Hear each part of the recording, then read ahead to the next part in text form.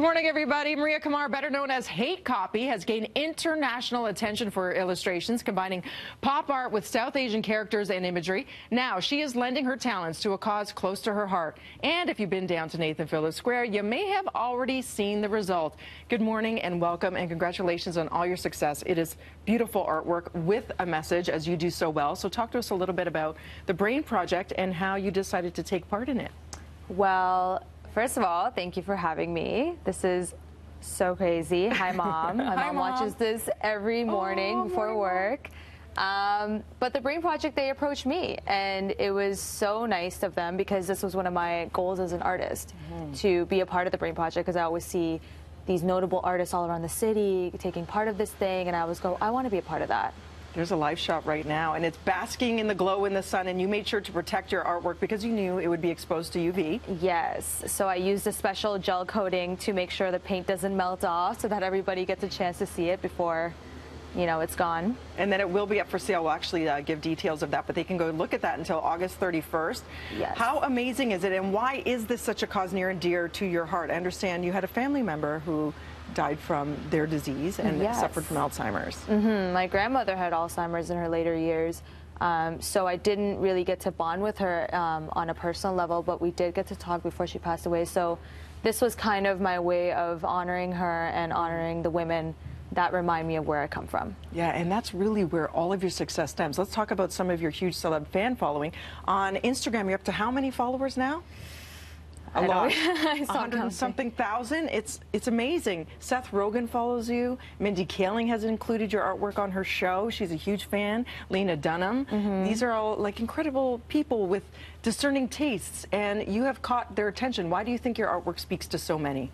I think it's because I never stop making it. It's all about consistency, you know. If you keep doing it, you can't be ignored. That's kind of my stab at it. And what served as the catalyst? I loved reading about the fact that you came here in 2000 with your family, and everything was going well, and then 9/11 happened, and things changed. How so?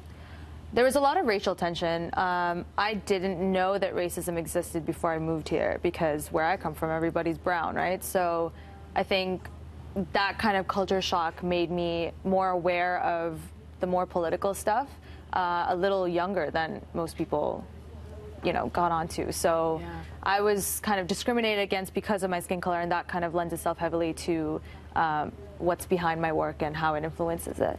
So what has been the feedback? Because I know you have a book out right now. We'll provide a link on our website. Yes. There it is, Trust No Auntie. What is the feedback you're getting from not only the satirical messages and the beautiful artwork? As you can see, restaurants are loving your work. They put it on menus and decorate their actual interiors. But you have like recipes and you know, life stories. So what do you hear back? What sort of feedback are you getting? It's really cool to hear a lot of young people kind of go, oh my God, I didn't know other people felt this way. You know, because the book itself isn't a novel. It's like a fun little book. It's a coffee table book that you can pick up, read for a few minutes, and then like put it down and go about your day. But it is like a really funny way to talk about things that are more serious in a young brown woman's life. And it's more about, you know, if you're graduating high school, going to college, or if you're graduating college, going to, you know, a workplace. That's the kind of book that you should give to your cousins or, you know, siblings and things like that. But the feedback has been mostly positive.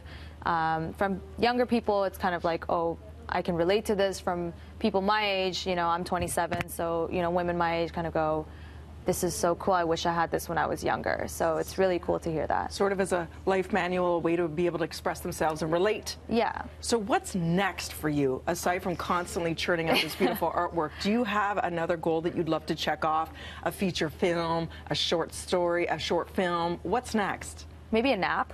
A nap? Yeah. You deserve that. I know you said you usually get up at like much later noon or something. Yeah, I get up at noon like every day. Yeah. This is very early for me.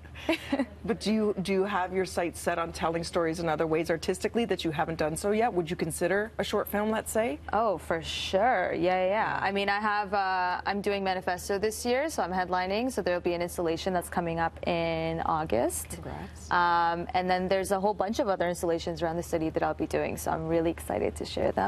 But you have to follow the Instagram to know. At Hatecopy. Why Hatecopy? I used to be a copywriter. I didn't like it. So hence Hatecopy. But we're all loving your work, and you can see Hatecopy's brain sculptor in the pond, as you just saw at Nathan Phillips Square, until August 31st, after which the brains will be moved to Yorkdale Mall and will be available for purchase. Head to breakfasttelevision.ca for more information. Thank you so much for doing what you do. It's so inspiring. Keep it up. In only 27. Right now, over to Tam.